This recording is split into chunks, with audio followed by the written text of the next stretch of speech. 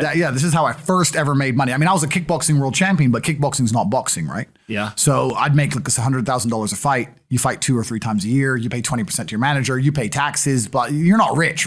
So you get like 30 to 40% of the money. Yeah. And I didn't consider myself rich, like 30, 40 grand chunks, twice a year, maybe 3 times a year, living in London rents, need a car. You're trying, you're not rich in any way. And that's actually the reason I retired, because I woke up one day and I thought, I'm giving 6 hours a day of absolute focus and energy to this.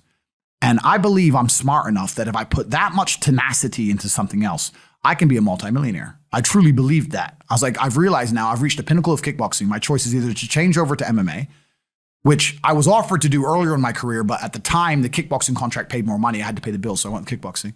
Change over to MMA, learn to wrestle, change over to UFC, blah, blah, blah. But this is also like 7, 8 years ago where even the UFC didn't pay the money it pays now.